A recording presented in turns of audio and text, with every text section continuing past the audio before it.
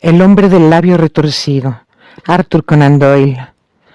Isaac Whitney, hermano del difunto Elias Whitney, director del Colegio de Teología de San Jorge, era adicto perdido al opio. Según tengo entendido, adquirió el hábito a causa de una típica extravagancia de estudiante. Habiendo leído en la universidad la descripción que hacía de Quincy, de sus ensueños y sensaciones, había empapado su tabaco en láudano con la intención de experimentar los mismos efectos.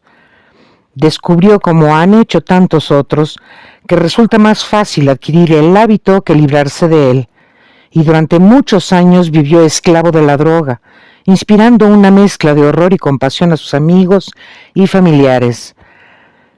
Todavía me parece que lo estoy viendo, con la cara amarillenta y fofa, los párpados caídos y las pupilas reducidas a un puntito, encogido en una butaca y convertido en la ruina y los despojos de un buen hombre. Una noche de junio de 1889 sonó el timbre de mi puerta, aproximadamente a la hora en que uno da el primer bostezo y echa una mirada al reloj. Me incorporé de mi asiento y mi esposa dejó su labor sobre el regazo y puso una ligera expresión de desencanto. «Un paciente», dijo, «vas a tener que salir». Solté un gemido porque acababa de regresar a casa después de un día muy fatigoso. Oímos la puerta que se abría, unas pocas frases presurosas y después unos pasos rápidos sobre el linóleo. Se abrió de par en par la puerta de nuestro cuarto, y una dama vestida de oscuro y con un velo negro entró en la habitación. «Perdonen ustedes que venga tan tarde», empezó a decir, y en ese mismo momento, perdiendo de repente el dominio de sí misma, se abalanzó corriendo sobre mi esposa, le echó los brazos al cuello y rompió a llorar sobre su hombro. «Ay, tengo un problema tan grande», sollozó. Necesito tanto que alguien me ayude». «Pero si es Kate Whitney», dijo mi esposa, alzándole el velo. «Qué susto me has dado, Kate. Cuando entraste no tenía ni idea de quién eras. No sabía qué hacer, así que me vine derecho a verte». Siempre pasaba lo mismo. La gente que tenía dificultades acudía a mi mujer como los pájaros a la luz de un faro. «Has sido tan amable viniendo. Tómate un poco de vino con agua, siéntate cómodamente y cuéntanoslo todo. ¿O prefieres que mande a James a la cama?»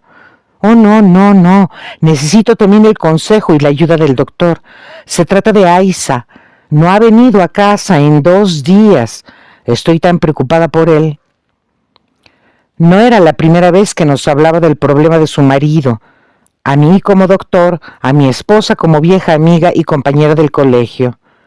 La consolamos y reconfortamos lo mejor que pudimos. ¿Sabía dónde podía estar su marido? Era posible que pudiéramos hacerle volver con ella. Por lo visto sí que era posible. Sabía de muy buena fuente que últimamente, cuando le daba el ataque, solía acudir a un fumadero de opio situado en el extremo oriental de la City. Hasta entonces sus orgías no habían pasado de un día, y siempre había vuelto a casa, quebrantado y tembloroso, al caer la noche. Pero esta vez el maleficio llevaba durándole 48 horas, y sin duda allí seguía tumbado, entre la escoria de los muelles, aspirando el veneno o durmiendo bajo sus efectos. Su mujer estaba segura de que se le podía encontrar en El Lingote de Oro, un Upper Swandam Lane. Pero ¿qué podía hacer ella? ¿Cómo iba ella, una mujer joven y tímida, a meterse en semejante sitio y sacar a su marido de entre los rufianes que le rodeaban? Así estaban las cosas, y desde luego no había más que un modo de resolverlas. ¿No podía yo acompañarla hasta allí? Sin embargo, pensándolo bien, ¿para qué había de venir ella? Yo era el consejero médico de Isaac Whitney, y como tal, tenía cierta influencia sobre él. Podía apañármelas mejor si iba solo. Le di mi palabra de que antes de 2 horas se lo enviaría a casa en un coche, si de verdad se encontraba en la dirección que me había dado. Y así, al cabo de 10 minutos, había abandonado mi butaca y mi acogedor cuarto de estar y viajaba a toda velocidad en un coche de alquiler rumbo al este, con lo que entonces me parecía una extraña misión, aunque solo el futuro me iba a demostrar lo extraña que era en realidad. Sin embargo, no encontré grandes dificultades en la primera etapa de mi aventura. Upper Swandam Lane es una callejuela miserable, oculta detrás de los altos muelles que se extienden en la orilla norte del río, al este del puente de Londres. Entre una tienda de ropa usada y un establecimiento de Ginebra encontré el antro que iba buscando, al que se llegaba por una empinada escalera que descendía hasta un agujero negro como la boca de una caverna. Ordené al cochero que aguardara y bajé los escalones, desgastados en el centro por el paso incesante de pies de borrachos. A la luz vacilante de una lámpara de aceite colocada encima de la puerta, encontré el picaporte y penetré en una habitación larga y de techo bajo, con la atmósfera espesa y cargada del humo pardo del opio, y equipada con una serie de literas de madera, como el castillo de proa de un barco de migrantes. A través de la penumbra se podían distinguir a duras penas numerosos cuerpos, tumbados en posturas extrañas y fantásticas, con los hombros encorvados, las rodillas dobladas, las cabezas echadas hacia atrás y el mentón apuntando hacia arriba.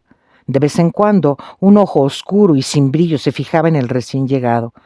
Entre las sombras negras brillaban circulitos de luz, encendiéndose y apagándose, según que el veneno ardiera o se apagara en las cazoletas de las pipas metálicas. La mayoría permanecía tendida en silencio, pero algunos murmuraban para sí mismos, y otros conversaban con voz extraña, apagada y monótona. Su conversación surgía en ráfagas y luego se desvanecía de pronto en el silencio, mientras cada uno seguía mascullando sus propios pensamientos, sin prestar atención a las palabras de su vecino. En el extremo más apartado había un pequeño brasero de carbón y a su lado un taburete de madera de 3 patas, en el que se sentaba un anciano alto y delgado, con la barbilla apoyada en los puños y los codos en las rodillas, mirando fijamente el fuego. Al verme entrar, un malayo de piel cetrina se me acercó rápidamente con una pipa y una porción de droga, indicándome una litera libre. «Gracias, no he venido a quedarme», dije. «Hay aquí un amigo mío, el señor Isaac Whitney, y quiero hablar con él». Hubo un movimiento y una exclamación a mi derecha, y atisbando entre las tinieblas distinguí a Whitney, pálido, ojeroso y desaliñado, con la mirada fija en mí. «Dios mío, es Watson», exclamó. Se encontraba en un estado lamentable, con todos sus nervios presa de temblores. «Oiga, Watson, ¿qué hora es?» «Casi las 11». «¿De qué día?» «Del viernes 19 de junio». «Cielo santo, creía que era miércoles y es miércoles. ¿Qué se propone usted asustando a un amigo?» Sepultó la cara entre los brazos y comenzó a sollozar en tono muy agudo. «Le digo que es viernes, hombre. Su esposa lleva 2 días esperándole. Debería estar avergonzado de sí mismo». «Y lo estoy, pero usted se equivoca, Watson. Solo llevo aquí unas horas, 3 pipas, 4 pipas, ya no sé cuántas, pero iré a casa con usted. ¿Ha traído usted un coche?» «Sí, tengo uno esperando». «Entonces iré en él, pero seguramente debo algo. Averigüe cuánto debo, Watson. Me encuentro incapaz, no puedo hacer nada por mí mismo». Recorrí el estrecho pasadizo entre la doble hilera de durmientes, conteniendo la respiración para no inhalar el humo infecto y estupefaciente de la droga, y busqué al encargado. Al pasar al lado del hombre alto que se sentaba junto al brasero, sentí un súbito tirón en los faldones de mi chaqueta y una voz muy baja susurró: «Siga adelante y luego vuélvase a mirarme». Las palabras sonaron con absoluta claridad en mis oídos. Miré hacia abajo. Solo podía haberlas pronunciado el anciano que tenía a mi lado, y sin embargo continuaba sentado tan absorto como antes, muy flaco, muy arrugado, encorvado por la edad, con una pipa de opio caída entre sus rodillas, como si sus dedos la hubieran dejado caer de puro relajamiento. Avancé 2 pasos y me volví a mirar. Necesité todo el dominio de mí mismo para no soltar un grito de asombro. El anciano se había vuelto de modo que nadie pudiera verlo más que yo.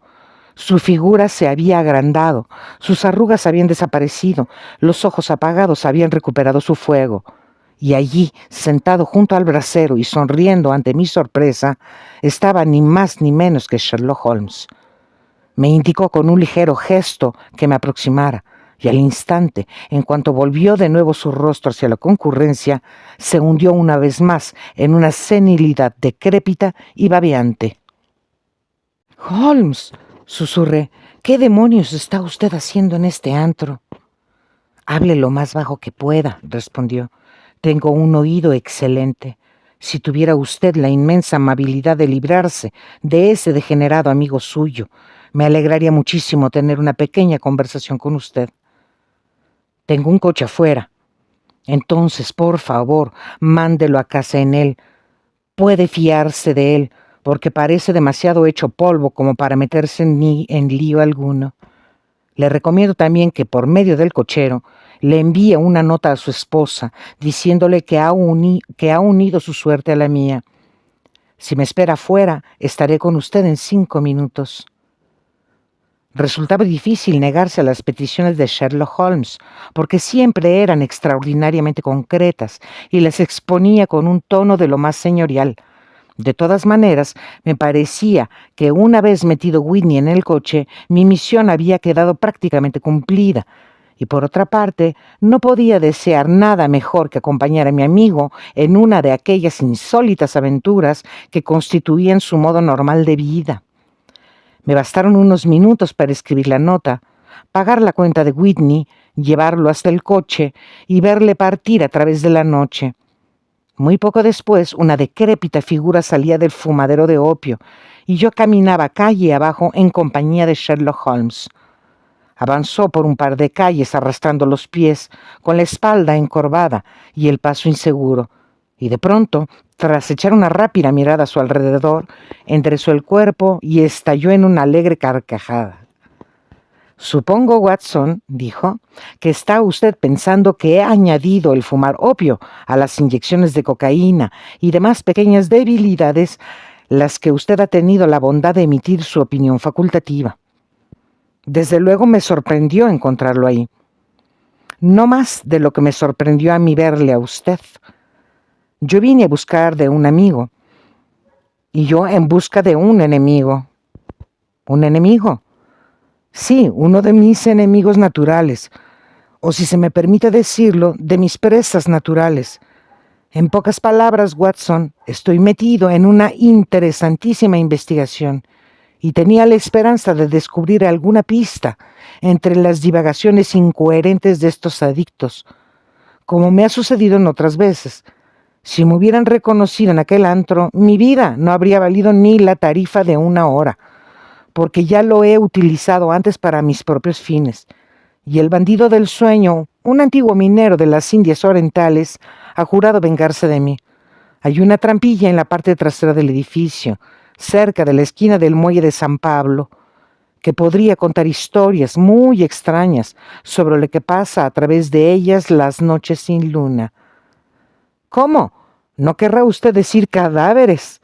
«Sí, Watson, cadáveres. Seríamos ricos si nos dieran 1000 libras por cada pobre diablo que ha encontrado la muerte en ese antro. Es la trampa mortal más perversa de toda la ribera del río. Y me temo que Neville St. Clair ha entrado en ella para no volver a salir. Pero nuestro coche debería estar aquí». Se metió los 2 dedos índice en la boca y lanzó un penetrante silbido. Una señal que fue respondida por un silbido similar a lo lejos, seguido inmediatamente por el traqueteo de unas ruedas y las pisadas de casco de caballo. «Y ahora, Watson», dijo Holmes, mientras un coche alto de un caballo salía de la oscuridad arrojando 2 chorros dorados de luz amarilla por sus faroles laterales, «¿viene usted conmigo o no?» Si puedo ser de alguna utilidad. Oh, un camarada de confianza siempre resulta útil, y un cronista más aún. Mi habitación de Los Cedros tiene 2 camas. ¿Los Cedros? Sí, así se llama la casa del señor Saint-Clair. Me estoy alejando allí mientras llevo a cabo la investigación. ¿Y dónde está? En Kent, cerca de Lee. Tenemos por delante un trayecto de 7 millas. Pero estoy completamente a oscuras. Naturalmente, pero enseguida va a enterarse de todo. Suba aquí. Muy bien, John. Ya no le necesitaremos. Aquí tiene media corona. Venga a buscarme mañana a eso de las 11. Suelte las riendas y hasta mañana. Tocó el caballo con el látigo y salimos disparados a través de la interminable sucesión de calles sombrías y desiertas, que poco a poco se fueron ensanchando hasta que cruzamos a toda velocidad un amplio puente con balaustrada, mientras las turbias aguas del río se deslizaban perezosamente por debajo. Al otro lado nos encontramos otra extensa desolación de ladrillo y cemento, envuelta en un completo silencio, roto tan solo por las pisadas fuertes y acompasadas de un policía o por los gritos y canciones de algún grupillo rezagado de juerguistas. Una oscura cortina se deslizaba lentamente a través del cielo, y 1 o 2 estrellas brillaban débilmente entre las rendijas de las nubes. Holmes conducía en silencio, con la cabeza caída sobre el pecho, y toda la apariencia de encontrarse sumido en sus pensamientos, mientras yo, sentado a su lado, me consumía de curiosidad por saber en qué consistía esta nueva investigación que parecía estar poniendo a prueba sus poderes, a pesar de lo cual no me atrevía a intrometerme en el curso de sus reflexiones. Llevábamos recorridas varias millas y empezábamos a entrar en el cinturón de residencias suburbanas, cuando Holmes se desperezó. Se encogió de hombros y encendió su pipa con el aire de un hombre satisfecho por estar haciéndolo lo mejor posible. Watson, posee usted el don inapreciable de saber guardar silencio, dijo. Eso le convierte en un compañero de valor incalculable. Le aseguro que me viene muy bien tener a alguien con quien hablar, pues mis pensamientos no son demasiado agradables. Me estaba preguntando qué le voy a decir a esta pobre mujer cuando salga esta noche a recibirme a la puerta. Olvida usted que no sé nada del asunto. Tengo el tiempo justo de contarle los hechos antes de que llegar a Lee. Parece un caso ridículamente sencillo, y sin embargo, no sé por qué, no consigo avanzar nada. Hay mucha madeja, ya lo creo, pero no doy con el extremo del hilo. Bien, Watson, voy a exponerle el caso clara y concisamente, y tal vez usted pueda ver una chispa de luz donde para mí todos son tinieblas. Adelante, pues. Hace unos años, concretamente en mayo de 1884, llegó a Lee un caballero llamado Neville Saint-Clair, que parecía tener dinero en abundancia. Adquirió una gran residencia, arregló los terrenos con muy buen gusto y en general vivía a lo grande. Poco a poco fue haciendo amistades entre el vecindario y en 1887 se casó con la hija de un cervecero de la zona, con la que tiene ya 2 hijos. No trabajaba en nada concreto, pero tenía intereses en varias empresas y venía todos los días a Londres por la mañana, regresando por la tarde en el tren de las 5:14 desde Cannon Street. El señor Saint-Clair tiene ahora 37 años de edad. Es hombre de costumbres moderadas, buen esposo, padre cariñoso y apreciado por todos los que le conocen. Podríamos añadir que sus deudas actuales, hasta donde hemos podido averiguar, suman un total de 88 libras y 10 chelines, y que su cuenta en el banco, el Capital Counties Bank, arroja un saldo favorable de 220 libras. Por tanto, no hay razón para suponer que sean problemas de dinero lo que le atormentan. El lunes pasado, el señor Neville Saint-Clair vino a Londres bastante más temprano que de costumbre, comentando antes de salir que tenía que realizar 2 importantes gestiones y que al volver le traería al niño pequeño un juego de construcciones. Ahora bien, por pura casualidad, su esposa recibió un telegrama ese mismo lunes, muy poco después de marcharse él, comunicándole que había llegado un paquetito muy valioso que ella estaba esperando y que podía recogerlo en las oficinas de la compañía naviera Aberdeen. Pues bien, si conoce usted Londres, sabrá que las oficinas de esta compañía están en Fresno Street y que hace esquina con Upper Swanham Lane, donde me ha encontrado usted esta noche. La señora Sinclair almorzó, se fue a Londres, hizo algunas compras, pasó por la oficina de la compañía, recogió su paquete y exactamente a las 4:35 iba caminando por Swanham Lane, camino de la estación. ¿Me sigue hasta ahora? Está muy claro. Quizá recuerde usted que el lunes hizo muchísimo calor y la señora Sinclair iba andando despacio, mirando por todas partes con la esperanza de ver un coche de alquiler, porque no le gustaba el barrio en el que se encontraba. Mientras bajaba de esta manera por Swanham Lane, oyó de repente un grito o una exclamación y se quedó helada de espanto al ver a su marido mirándola desde la ventana de un segundo piso. Y según le pareció a ella, llamándola con gestos. La ventana estaba abierta y pudo verle perfectamente la cara, que según ella parecía terriblemente agitada. Le hizo gestos frenéticos con las manos y después desapareció de la ventana tan repentinamente que a la mujer le pareció que alguna fuerza irresistible había tirado de él por detrás. Un detalle curioso que llamó su femenina atención fue que, aunque llevaba puesta una especie de chaqueta oscura, como la que vestía al salir de casa, no tenía cuello ni corbata.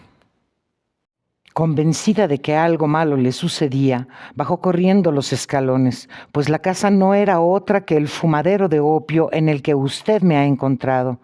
Y tras atravesar a toda velocidad la sala delantera, intentó subir por las escaleras que llevan al primer piso. Pero al pie de las escaleras le salió al paso ese granuja de marinero, del que le he hablado, que la obligó a retroceder y con la ayuda de un danés que le sirve de asistente, la echó a la calle a empujones. Presa de los temores y dudas más enloquecedores, corrió calle abajo y por una rara y afortunada casualidad se encontró en Fresno Street, con varios policías y un inspector que se dirigían a sus puestos de servicio. El inspector y 2 hombres la acompañaron de vuelta al fumadero, y a pesar de la pertinaz resistencia del propietario, se abrieron paso hasta la habitación en la que Sinclair fue visto por última vez. No había ni rastro de él. De hecho, no encontraron a nadie en todo el piso, con excepción de un inválido decrépito de aspecto repugnante. Tanto él como el propietario juraron insistentemente que en toda la tarde no había entrado nadie en aquella habitación. Su negativa era tan firme que el inspector comenzó a tener dudas y casi había llegado a creer que la señora Sinclair había visto visiones cuando ésta se abalanzó con un grito sobre una cajita de madera que había en la mesa y levantó la tapa violentamente, dejando caer una cascada de ladrillos de juguete. Era el regalo que él había prometido llevarle a su hijo. Este descubrimiento y la evidente confusión que demostró el inválido convencieron al inspector de que se trataba de un asunto grave. Se registraron minuciosamente las habitaciones y todos los resultados parecían indicar un crimen abominable. La habitación delantera estaba amueblada con sencillez como sala de estar y comunicaba con un pequeño dormitorio que da a la parte posterior de uno de los muelles. Entre el muelle y el dormitorio hay una estrecha franja que queda en seco durante la marea baja, pero que durante la marea alta queda abierta, queda cubierta por 1,5 metros de agua, por lo menos. La ventana del dormitorio es bastante ancha y se abre desde abajo. Al inspeccionarla, se encontraron manchas de sangre en alféizar y también en el suelo de madera que se veían varias gotas dispersas. Tiradas detrás de una cortina en la habitación delantera, se encontraron todas las ropas del señor Neville Sinclair, a excepción de su chaqueta, sus zapatos, sus calcetines, su sombrero y su reloj. Todo estaba allí, No se veían señales de violencia en ninguna de las prendas, ni se encontró ningún otro rastro del señor St. Clair. Al parecer, tenían que haberlo sacado por la ventana, ya que no se pudo encontrar otra salida. Y las ominosas manchas de sangre en la ventana daban pocas esperanzas de que hubiera podido salvarse a nado, porque la marea estaba en su punto más alto en el momento de la tragedia. Y ahora hablemos de los maleantes que parecen directamente implicados en el asunto. Sabemos que el marinero es un tipo de pésimos antecedentes, pero según el relato de la señora St. Clair, se encontraba al pie de la escalera a los pocos segundos de la desaparición de su marido, por lo que difícilmente puede haber desempeñado más que un papel secundario en el crimen. Se defendió alegando absoluta ignorancia, insistiendo en que él no sabía nada de las actividades de Hugh Bone, su inquilino, y que no podía explicar de ningún modo la presencia de las ropas del caballero desaparecido. Y ahora hablemos de los maleantes que parecen directamente implicados en el asunto. Sabemos que el marinero es un tipo de pésimos antecedentes, pero según el relato de la señora St. Clair, se encontraba al pie de la escalera a los pocos segundos de la desaparición de su marido, por lo que difícilmente puede haber desempeñado más que un papel secundario en el crimen. Se defendió alegando absoluta ignorancia, insistiendo en que él no sabía nada de las actividades de Hugh Bone, su inquilino, y que no podía explicar de ningún modo la presencia de las ropas del caballero desaparecido. Esto es lo que hay respecto al marinero.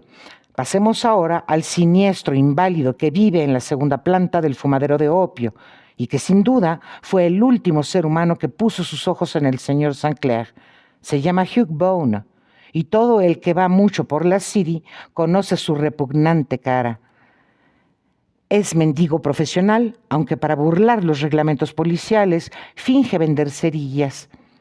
Puede que se haya fijado usted en que bajando un poco por Triton Street, en la acera izquierda, hay un pequeño recodo en la pared. Allí es donde se instala cada día ese engendro, con las piernas cruzadas y su pequeño surtido de cerillas en el regazo. Ofrece un espectáculo tan lamentable que provoca una pequeña lluvia de caridad sobre la grasienta gorra de cuero que coloca en la acera delante de él. Más de una vez lo he estado observando, sin tener ni idea de que llegaría a relacionarme profesionalmente con él. Y me ha sorprendido lo mucho que recoge en poco tiempo. Tenga en cuenta que su aspecto es tan llamativo que nadie puede pasar a su lado sin fijarse en él. Una mata de cabello anaranjado, un rostro pálido y desfigurado por una horrible cicatriz que al contraerse ha retorcido el borde de su labio superior, una barbilla de bulldog y un par de ojos oscuros y muy penetrantes que contrastan extraordinariamente con el color de su pelo. Todo ello le hace destacar de entre la masa vulgar de pedigüeños. También destaca por su ingenio, pues siempre tiene a mano una respuesta para cualquier pulla que puedan dirigirle los transeúntes. Este es el hombre que, según acabamos de saber, vive en lo alto del fumadero de opio y fue la última persona que vio al caballero que andamos buscando. Pero es un inválido, dije. ¿Qué podría haber hecho él solo contra un hombre en la flor de la vida? Es inválido en el sentido de que cojea al andar, pero en otros aspectos parece tratarse de un hombre fuerte y bien alimentado. Sin duda, Watson, su experiencia médica le habrá enseñado que la debilidad de un miembro se compensa a menudo con una fortaleza excepcional en los demás. Por favor, continúe su relato. La señora St. Clair se había desmayado al ver la sangre en la ventana y la policía la llevó en coche a su casa, ya que su presencia no podía ayudarles en las investigaciones. El inspector Barton, que estaba a cargo del caso, examinó muy detenidamente el local, sin encontrar nada que arrojara alguna luz sobre el misterio. Se cometió un error al no detener inmediatamente a Bone, ya que así dispuso de unos minutos para comunicarse con su compinche el marinero. pero pronto se puso remedio a esta equivocación y Bone fue detenido y registrado, sin que se encontrara nada que pudiera incriminarle. Es cierto que había manchas de sangre en la manga derecha de su camisa, pero enseñó su dedo índice que tenía un corte cerca de la uña y explicó que la sangre procedía de allí, añadiendo que poco antes había estado asomado a la ventana y que las manchas observadas ahí procedían sin duda de la misma fuente. Negó hasta la saciedad haber visto en su vida al señor Neville St. Clair y juró que la presencia de las ropas en su habitación resultaba tan misteriosa para él como para la policía. En cuanto a la declaración de la señora St. Clair, que afirmaba haber visto a su marido en la ventana, alegó que estaría loca o lo habría soñado. Se lo llevaron a la comisaría entre ruidosas protestas, mientras el inspector se quedaba en la casa, con la esperanza de que la baja mar aportara nueva pista. Y así fue, aunque lo que encontraron en el fango no era lo que temían encontrar. Lo que apareció al retirarse la marea fue la chaqueta de Neville St. Clair y no el propio Neville St. Clair. ¿Y qué cree usted que encontraron en los bolsillos? No tengo ni idea. No creo que pueda adivinarlo. Todos los bolsillos estaban repletos de peniques y medios peniques. En total, 421 peniques y 270 medios peniques. No es de extrañar que la marea no se la llevara, pero un cuerpo humano es algo muy diferente. Hay un fuerte remolino entre el muelle y la casa. Parece bastante probable que la chaqueta se quedara ahí debido al peso, mientras el cuerpo desnudo era arrastrado hacia el río. Pero según tengo entendido, todas sus demás ropas se encontraron en la habitación. ¿Es que el cadáver iba vestido solo con la chaqueta? No, señor, los datos pueden ser muy engañosos. Suponga que este tipo, Bone, ha tirado a Neville St. Clair por la ventana, sin que le haya visto nadie. ¿Qué hace a continuación? Por supuesto, pensará inmediatamente en librarse de las ropas delatoras. Coge la chaqueta y está a punto de tirarla cuando se le ocurre que flotará en vez de hundirse. Tiene poco tiempo porque ha oído el alboroto al pie de la escalera, cuando la esposa intenta subir, y puede que su compinche el marinero le haya avisado ya que la policía viene corriendo calle arriba. No hay un instante que perder. Corre hacia algún escondrijo secreto donde ha ido acumulando los frutos de su mendicidad y mete en los bolsillos de la chaqueta todas las monedas que puede para asegurarse de que se hunda. La tira y habría hecho lo mismo con las demás prendas de no haber oído pasos apresurados en la planta baja. De manera que solo le queda tiempo para cerrar la ventana antes de que la policía aparezca. Desde luego, parece factible. Bien, lo tomaremos como hipótesis de trabajo, a falta de otra mejor. Como ya le he dicho, detuvieron a Bone y lo llevaron a comisaría, pero no se le pudo encontrar ningún antecedente delictivo. Se sabía desde hacía muchos años que era mendigo profesional, pero parece que llevaba una vida bastante tranquila e inocente. Así están las cosas por el momento, y nos hallamos tan lejos como el principio de la solución de las cuestiones pendientes. ¿Qué hacía Neville St. Clair en el fumadero de opio? ¿Qué le sucedió allí? ¿Dónde está ahora? ¿Y qué tiene que ver Hugh Bone con su desaparición?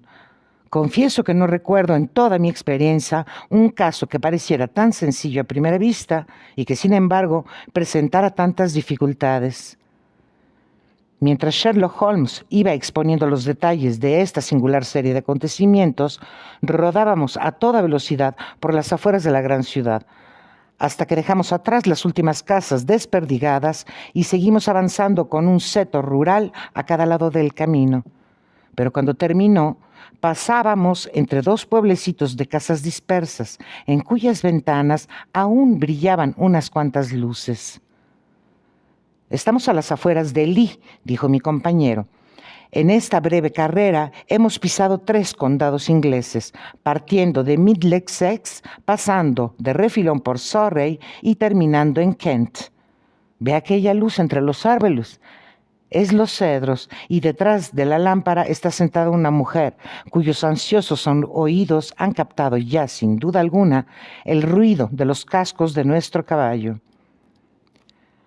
¿Pero por qué no lleva usted el caso desde Baker Street?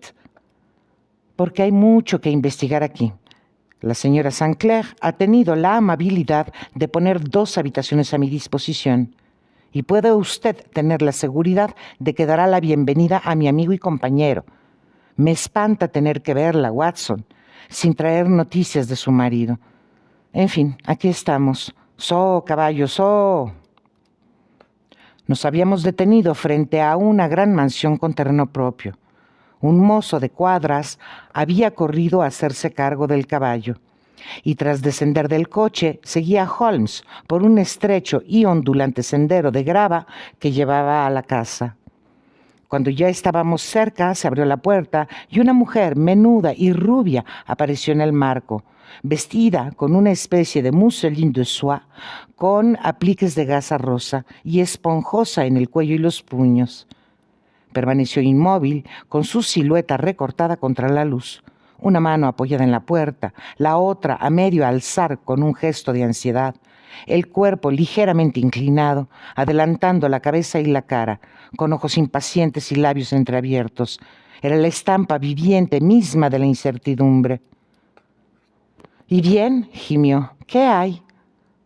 Y entonces, viendo que éramos 2, soltó un grito de esperanza que se transformó en un gemido al ver que mi compañero meneaba la cabeza y se encogía de hombros. «¿No hay buenas noticias?». «No hay ninguna noticia». «¿Tampoco malas?». «Tampoco». «Demos gracias a Dios por eso, pero entren. Estará usted cansado después de tan larga jornada». Le presentó a mi amigo, el doctor Watson. Su ayuda ha resultado fundamental en varios de mis casos, y por una afortunada casualidad he podido traérmelo e incorporado a esta investigación.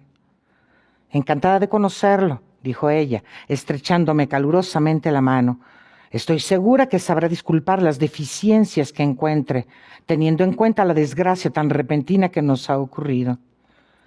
«Querida señora», dije, «soy un viejo soldado, y aunque no lo fuera, me doy perfecta cuenta de que huelgan las disculpas.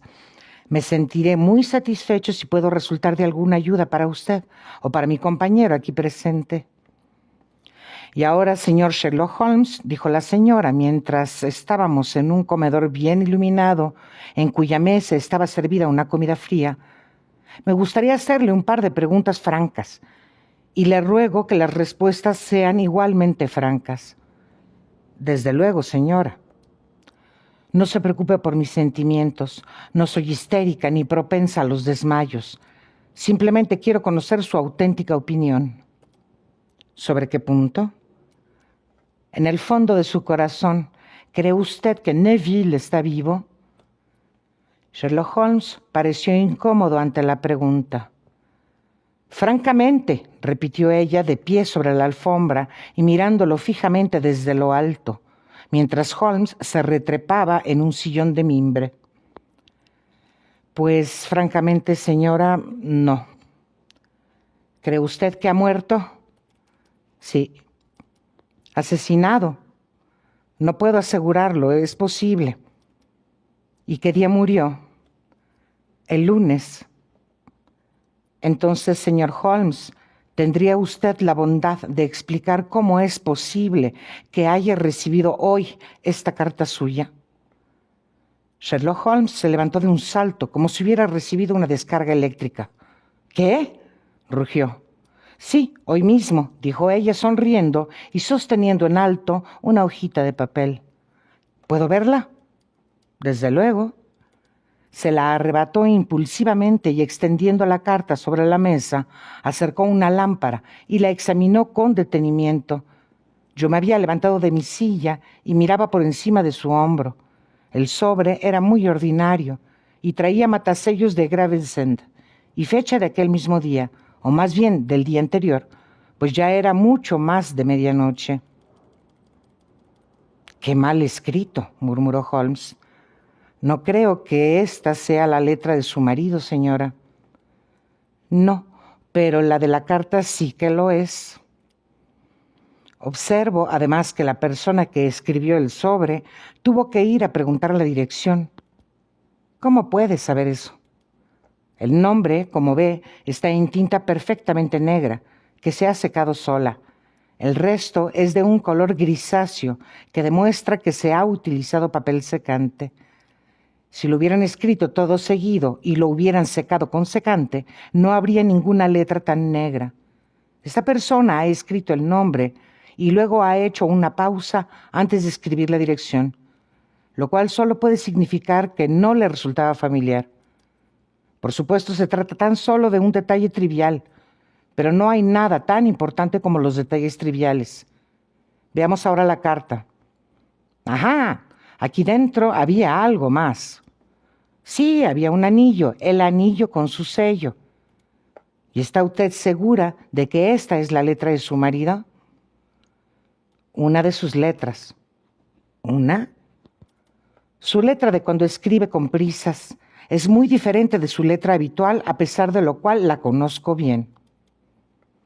Querida, no te asustes, todo saldrá bien. Se ha cometido un terrible error que quizás tarde algún tiempo en rectificar. Ten paciencia, Neville. Escrito a lápiz en la guarda de un libro, formato octavo, sin marca de agua, echado al correo hoy en Gravesend, por un hombre con el pulgar sucio. Ajá, y la solapa la ha pegado, si no me equivoco, una persona que ha estado mascando tabaco. ¿Y usted no tiene ninguna duda de que se trata de la letra de su esposo, señora? Ninguna. Esto lo escribió Neville. Y lo han echado al correo hoy en Gravesend. Bien, señora Sinclair, las nubes se despejan, aunque no me atrevería a decir que ha pasado el peligro. Pero tiene que estar vivo, señor Holmes. A menos que se trate de una hábil falsificación para ponernos sobre una pista falsa. Al fin y al cabo, el anillo no demuestra nada. Se lo pueden haber quitado. No, es su letra, lo es. Muy bien, sin embargo, puede haberse escrito el lunes y no haberse echado al correo hasta hoy. Eso es posible. De ser así, han podido ocurrir muchas cosas entre tanto. Ay, no me desanime usted, señor Holmes. Estoy segura de que se encuentra bien. Existe entre nosotros una comunicación tan intensa que si le hubiera pasado algo malo, yo lo sabría. El mismo día en que le vi por última vez, se cortó en el dormitorio, y yo, que estaba en el comedor, subí corriendo al instante, con la plena seguridad de que algo había ocurrido. ¿Cree usted que puedo responder a semejante trivialidad y, sin embargo, no darme cuenta de que ha muerto? He visto demasiado como para no saber que la intuición de una mujer puede resultar más útil que las conclusiones de un razonador analítico. Y desde luego, en esta carta tiene usted una prueba bien palpable que corrobora su punto de vista. Pero si su marido está vivo y puede escribirle cartas, ¿por qué no se pone en contacto con usted? No tengo ni idea, es incomprensible. ¿No comentó nada el lunes antes de marcharse? No. ¿Y a usted le sorprendió verlo en Swandam Lane? Mucho. ¿Estaba abierta la ventana? Sí. Entonces él podía haberla llamado. Podía, sí. Pero según tengo entendido, solo lanzó un grito inarticulado. En efecto, que a usted le pareció una llamada de auxilio. Sí, porque agitaba las manos. Pero podría haberse tratado de un grito de sorpresa. El asombro al verla de pronto a usted podría haberle hecho levantar las manos. Es posible. Y a usted le pareció que tiraban de él detrás de él. Como desapareció tan bruscamente, pudo haber saltado hacia atrás. Usted no vio a nadie más en la habitación. No, pero aquel hombre confesó que había estado allí y el marinero se encontraba al pie de la escalera. En efecto, su esposo, por lo que usted pudo ver, llevaba puestas sus ropas habituales, pero sin cuello. Vi perfectamente su cuello desnudo. ¿Había mencionado alguna vez Swandam Lane? Nunca. ¿Alguna vez dio señales de haber tomado opio? Nunca. Gracias, señora Sinclair. Estos son los principales detalles que quería tener absolutamente claros. Ahora comeremos un poco y después nos retiraremos, pues mañana es posible que tengamos una jornada muy atareada. Teníamos a nuestra disposición una habitación amplia y confortable con 2 camas, y no tardé en meterme entre las sábanas, pues me encontraba fatigado por la noche de aventuras. Sin embargo, Sherlock Holmes era un hombre que cuando tenía en la cabeza un problema sin resolver, podía pasar días y hasta una semana sin dormir, dándole vueltas, reordenando los datos, considerándolos desde todos los puntos de vista, hasta que lograba resolverlo o se convencía de que los datos eran insuficientes. Pronto me resultó evidente que se estaba preparando para pasar la noche en vela. Se quitó la chaqueta y el chaleco. Se puso una amplia bata azul y empezó a vagar por la habitación, recogiendo almohadas de la cama y cojines del sofá y las butacas. Con ellos construyó una especie de diván oriental en el que se instaló con las piernas cruzadas, colocando delante de él una onza de tabaco fuerte y una caja de cerillas. Pude verlo ahí sentado a la luz mortecina de la lámpara, con una vieja pipa de brezo entre los labios, los ojos ausentes, fijos en un ángulo del techo, desprendiendo volutas de humo azulado, callado, inmóvil, con la luz cayendo sobre sus marcadas y aguileñas facciones. Así se encontraba cuando me fui a dormir, y así continuaba cuando una súbita exclamación suya me despertó, y vi que la luz del sol ya entraba en el cuarto. La pipa seguía entre sus labios, el humo seguía elevándose en volutas, y una espesa niebla de tabaco llenaba la habitación. Pero no quedaba nada del paquete de tabaco que yo había visto la noche anterior. ¿Está despierto, Watson?, preguntó. Sí. ¿Listo para una excursión matutina? Desde luego. Entonces vístase. Aún no se ha levantado nadie, pero sé dónde duerme el mozo de cuadras y pronto tendremos preparado el coche. Al hablar se reía para sus adentros, le centelleaban los ojos y parecía un hombre diferente del sombrío pensador de la noche anterior. Mientras me vestía, eché un vistazo al reloj. No era de extrañar que nadie se hubiera levantado aún. Eran las 4:25. Apenas había terminado cuando Holmes regresó para anunciar que el mozo estaba enganchando el caballo. «Quiero poner a prueba una pequeña hipótesis mía», dijo mientras se ponía las botas. «Creo, Watson, que tiene usted delante a uno de los más completos idiotas de toda Europa. Merezco que me lleven a patadas desde aquí a Charing Cross, pero me parece que ya tengo la clave del asunto». «¿Y dónde está?», pregunté sonriendo. «En el cuarto de baño», respondió. No estoy bromeando», continuó al ver mi gesto de incredulidad. «Acabo de estar ahí. La he cogido y la tengo dentro de esta maleta Gladstone. Venga, compañero, y veremos si encaja o no en la cerradura». Lo más rápidamente posible y salimos al sol de la mañana. El coche y el caballo ya estaban en la carretera, con el mozo de cuadras a medio vestir aguardando delante. Subimos al vehículo y salimos disparados por la carretera de Londres. Rodaban por ella algunos carros que llevaban verduras a la capital, pero las hileras de casas de los lados estaban tan silenciosas e inertes como una ciudad en sueño. «En ciertos aspectos ha sido un caso muy curioso», dijo Holmes, azuzando al caballo para ponerlo al galope. «Confieso que he estado más ciego que un topo, pero más vale aprender tarde que no aprender nunca». En la ciudad, los más madrugadores apenas empezaban a asomarse medio dormidos a la ventana cuando nosotros penetramos por las calles del lado de Surrey. Bajamos por Waterloo Bridge Road, cruzamos el río y subimos a toda velocidad por Wellington Street, para allí torcer bruscamente a la derecha y llegar a Bow Street. Sherlock Holmes era bien conocido por el cuerpo de policía y los 2 agentes de la puerta le saludaron. Uno de ellos sujetó las riendas del caballo, mientras el otro nos hacía entrar. «¿Quién está de guardia?», preguntó Holmes.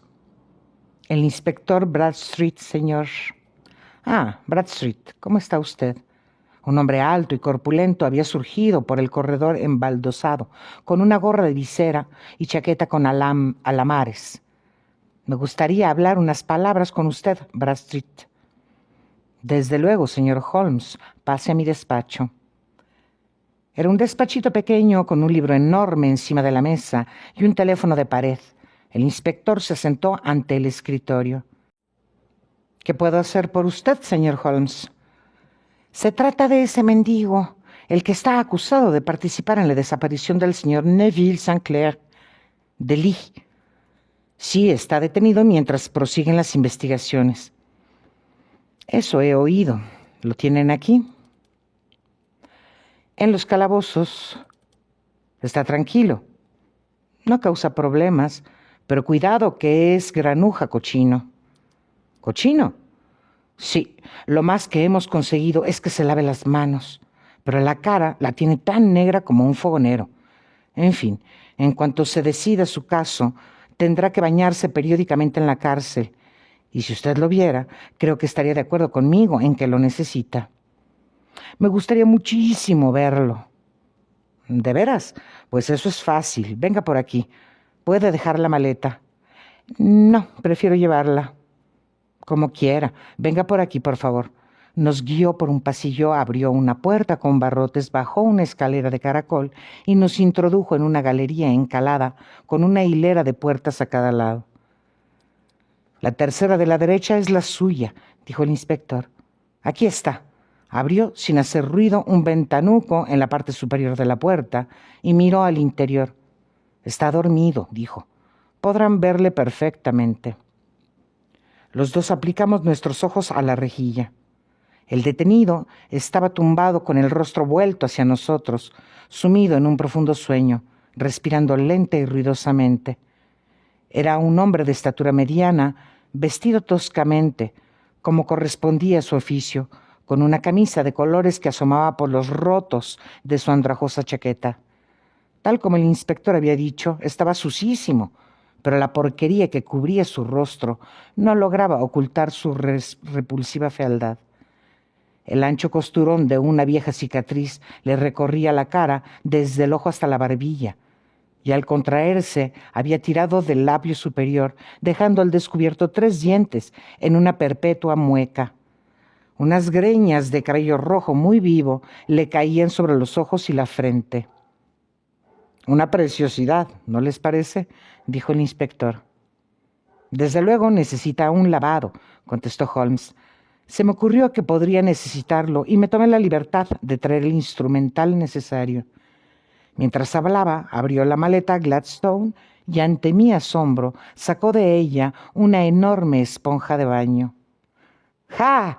Es usted un tipo divertido, rió el inspector. Ahora, si tiene usted la inmensa bondad de abrir con mucho cuidado esta puerta, no tardaremos en hacerle adoptar un aspecto mucho más respetable. Caramba, ¿por qué no?, dijo el inspector. Es un descrédito para los calabozos de Bow Street, ¿no les parece? Introdujo la llave en la cerradura y todos entramos sin hacer ruido en la celda. El durmiente se dio media vuelta y volvió a hundirse en un profundo sueño. Holmes se inclinó hacia el jarro de agua, mojó su esponja y la frotó con fuerza 2 veces sobre el rostro del preso. «Permítame que les presente», exclamó, «al señor Neville St. Clair de Lee, condado de Kent». Jamás en mi vida he presenciado un espectáculo semejante. El rostro del hombre se desprendió bajo la esponja como la corteza de un árbol. Desapareció su repugnante color parduzco. Desapareció también la horrible cicatriz que lo cruzaba. Y lo mismo el labio retorcido que formaba aquella mueca repulsiva.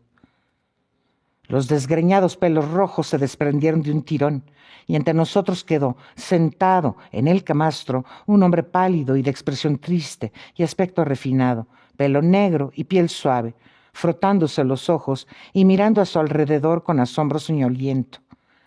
De pronto, dándose cuenta de que le habían descubierto, lanzó un alarido y se dejó caer, hundiendo el rostro en la almohada.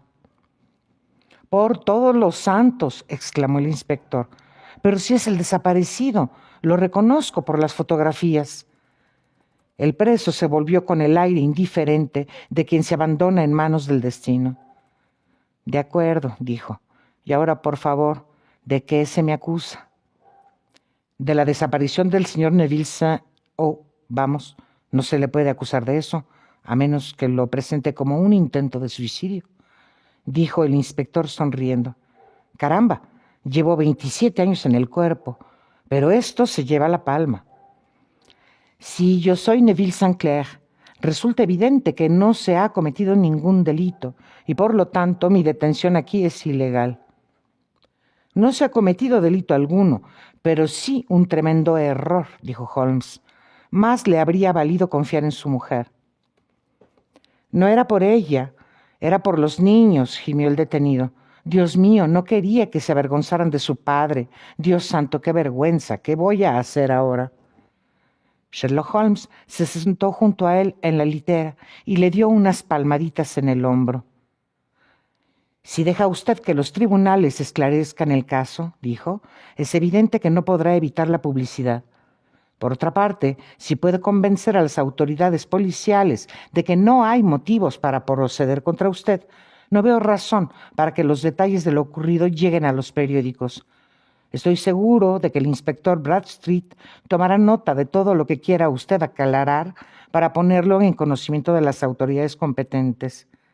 En tal caso, el asunto no tiene por qué llegar a los tribunales. «¡Que Dios le bendiga!», exclamó el preso con fervor. Habría soportado la cárcel e incluso la ejecución antes que permitir que mi miserable secreto cayera como un baldón sobre mis hijos. Son ustedes los primeros que escuchan mi historia. Mi padre era maestro de escuela en Chesterfield, donde recibí una excelente educación. De joven viajé por el mundo, trabajé en el teatro y por último me hice reportero en un periódico vespertino de Londres. Un día, el director quería que se hiciera una serie de artículos sobre la mendicidad en la capital, y yo me ofrecí voluntario para hacerlo. Este fue el punto de partida de mis aventuras. La única manera de obtener datos para mis artículos era practicando como mendigo aficionado. Naturalmente, cuando trabajé como actor, había aprendido todos los trucos del maquillaje y tenía fama en los camerinos por mi habilidad en la materia. Así que decidí sacar partido de mis conocimientos. Me pinté la cara y para ofrecer un aspecto lo más penoso posible, me hice una buena cicatriz y me retorcí un lado del labio con ayuda de una tira de esparadrapo color carne. Y después, con una peluca roja y vestido adecuadamente, ocupé mi puesto en la zona más concurrida de la City. Aparentando vender cerillas, pero en realidad pidiendo. Desempeñé mi papel durante 7 horas, y cuando volví a casa por la noche, descubrí con gran sorpresa que había recogido nada menos que 26 chelines y 4 peniques. Escribí mis artículos y no volví a pensar en el asunto, hasta que algún tiempo después avalé una letra de un amigo y de pronto me encontré con una orden de pago por valor de 25 libras. Me volví loco intentando reunir el dinero. Y de repente se me ocurrió una idea. Solicité al acreedor una prórroga de 15 días. Pedí vacaciones a mis jefes y me dediqué a pedir limosna en la City, disfrazado. En 10 días había reunido el dinero y pagado la deuda. Pues bien, se imaginarán lo difícil que me resultó someterme de nuevo a un trabajo fatigoso por 2 libras a la semana, sabiendo que podía ganar esa cantidad en un día con solo pintarme la cara, dejar la gorra en el suelo y esperar sentado. Hubo una larga lucha entre mi orgullo y el dinero, pero al final ganó el dinero. Dejé el periodismo y me fui a sentar un día tras otro en el mismo rincón del principio, inspirando lástima con mi espantosa cara y llenándome los bolsillos de monedas. Solo un hombre conocía mi secreto, el propietario de un tugurio de Swandan Lane, donde tenía alquilada una habitación. De allí salía cada mañana como un mendigo mugriento, y por la tarde me transformaba en un caballero elegante, vestido a la última. Este individuo, un antiguo marinero, recibía una magnífica paga por sus habitaciones, y yo sabía que mi secreto estaba seguro en sus manos. Muy pronto me encontré con que estaba ahorrando sumas considerables de dinero. No pretendo decir que cualquier mendigo que ande por las calles de Londres pueda ganar 700 libras al año, que es menos de lo que yo ganaba por término medio. Pero yo contaba con importantes ventajas en mi habilidad para la caracterización y también en mi facilidad para las réplicas ingeniosas, que fui perfeccionando con la práctica hasta convertirme en un personaje bastante conocido en la City. Todos los días caía sobre mí una lluvia de peniques, con alguna que otra moneda de plata intercalada, y muy mal se me tenía que dar para no sacar por lo menos 2 libras.